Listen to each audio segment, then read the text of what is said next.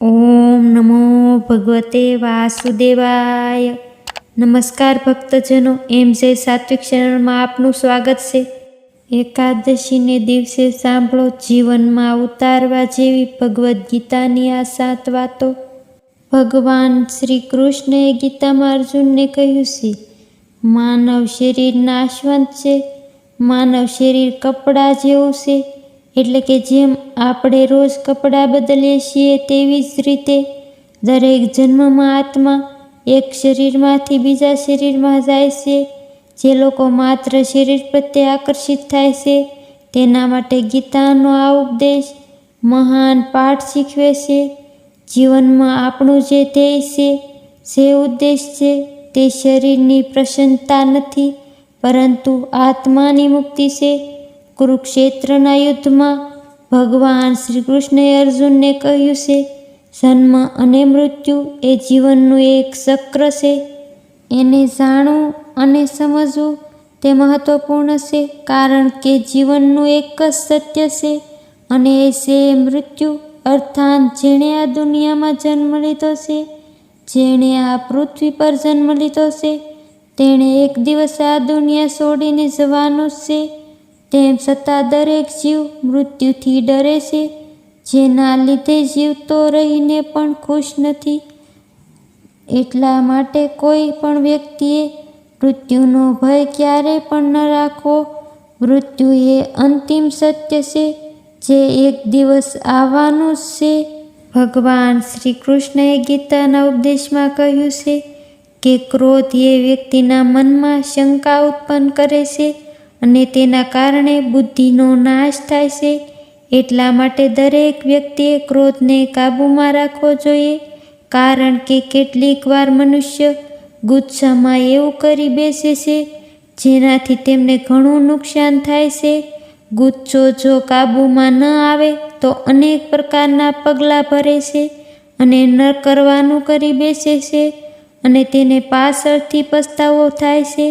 તેથી વ્યક્તિએ ક્રોધની પરિસ્થિતિને ટાળીને હંમેશા શાંત રહેવું જોઈએ, કારણ કે ગુસ્સામાં લીધેલો નિર્ણયથી વ્યક્તિને ઘણું બધું નુકસાન થાય છે અને નુકસાનની ત્યારે જ ખબર પડે જ્યારે ગુસ્સો શાંત થાય છે. એટલા માટે ક્યારેય ગુસ્સામાં નિર્ણય ન લેવો જોઈએ. ભગવાન કૃષ્ણએ ગીતાના સારમાં કહ્યું છે, માણસ પોતાનું કર્મ ક્યારેય છોડી નથી શકતો. કોઈ પણ મનુષ્ય પોતાના કર્મબંધનમાંથી મુક્ત થઈ નથી શકતો. એટલા માટે દરેક જીવે પોતાનું કર્મ કરતું રહેવાનું છે. એટલે કે જે લોકો પોતાનું કર્મ કરવાનું છોડી દેશે તે હંમેશા ગાંડાઓની જેમ ભટકતા રહે છે. એટલા માટે કોઈ પણ મનુષ્યએ પોતાનો કર્મને ક્રિયા વગર સફળતા કે પછી યોગ નિષ્ઠાને પ્રાપ્ત નથી કરી શકતું. કુદરતે વ્યક્તિને પોતાનો કોઈ પણ કર્મ કરવાની ફરજ તો પાડે જ છે. જે વ્યક્તિ પોતાના કર્મથી બચવા માંગે છે તે બહારથી તો કર્મ છોડી દેશે, પરંતુ તેનું મન કર્મથી બહાર નથી નીકળી શકતું. જેવો વ્યક્તિનો સ્વભાવ હોય છે તેવા કર્મ કરે છે. જે લોકો પોતાના મન ઉપર નિયંત્રણ નથી રાખી શકતા તેવા મનુષ્યના મન ગમે ત્યાં ભટકતું હોય છે. એનું મન જ એનું દુશ્મન હોય છે. મન મનુષ્યનો એક મિત્ર પણ છે અને આ મન જ દુશ્મન પણ છે. આ મન બંધન અને મુક્તિનું કારણ છે.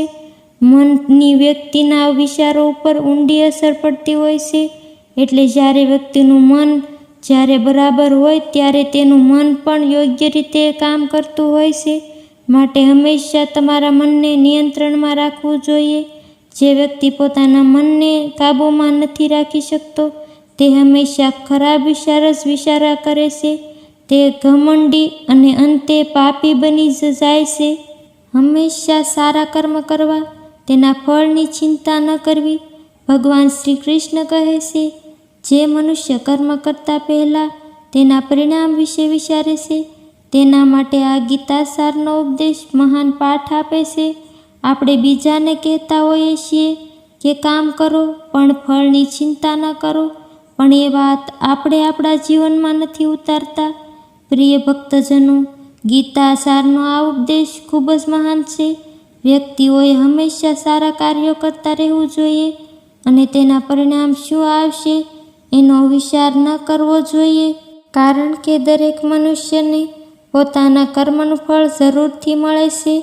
તમારે ફળના પરિણામની ચિંતા ન કરવી, તેનો મનમાં પણ વિચાર ન કરવો.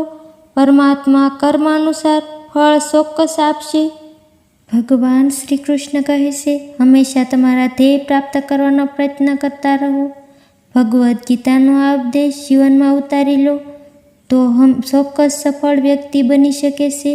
જો કોઈ મનુષ્ય પૂરા વિચાર સાથે પોતાનું લક્ષ્ય પ્રાપ્ત કરવાનો પ્રયત્ન કરે છે, તે નિશ્ચિત રૂપે તેનું લક્ષ્ય પ્રાપ્ત કરે છે. એટલા માટે દરેક માણસે પોતાના લક્ષ્યની પ્રાપ્તિ કરવા માટે વિચારવું જોઈએ. ભગવાન શ્રી કૃષ્ણ કહે છે કે તમારા કાર્યને પ્રાધાન્ય આપો અને તેનું પૂર્ણ કરવાનો સંપૂર્ણપણે પ્રયાસ કરો. ત્યાર પછી જ બીજા કામ કરો અથવા બીજાના કામ કરો, કારણ કે જે વ્યક્તિ પહેલાં પોતાનું કામ નથી કરતો અને બીજાના કામ કરે છે અથવા બીજા કામ કરે છે, તેમને ઘણીવાર મુશ્કેલીઓ આવે છે અને એ હંમેશા પોતે દુઃખી થાય છે. સફળતા એને પ્રાપ્ત ક્યારેય થતી નથી, કારણ કે માણસ આમ તેમ ભટક્યા જ કરે છે. તે વાતમાં શંકા કરવાની આદત મનુષ્યના દુઃખનું કારણ બને છે. ભગવદ્ ગીતામાં શ્રી કૃષ્ણએ આ શ્રેષ્ઠ ઉપદેશ આપીને મનુષ્યને પોતાના જીવનમાં આ ઉપદેશને ઉતારવા જોઈએ, તો મનુષ્યનું જીવન સફળ બનશે. જેણે મન અને ઇન્દ્રિયોને વશમાં કર્યા છે, કર્મયોગી ફળની ઈચ્છા રાખતો નથી. કર્મયોગમાં જોડાયેલો મુનિ વિના વિલંબે પરબ્રહ્મને પામે છે.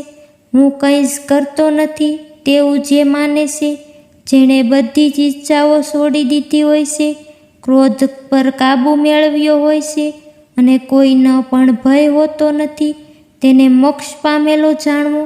બધા જીવને સમાન માને છે. જે આત્મા અંતર આત્મામાં જ પ્રસન્નતા પામે છે. જે મનુષ્ય પોતાની ઈચ્છાઓનો ત્યાગ કરે છે, ઇન્દ્રિયોના વિષયોમાં અને કર્મમાં આસક્ત થતો નથી, તે યોગી કહેવાય છે. વિડીયો જોવા બદલ ખૂબ ખૂબ આભાર. ધન્યવાદ. આપ સૌ હરિભક્તને મારા જય દ્વારકાધીશ.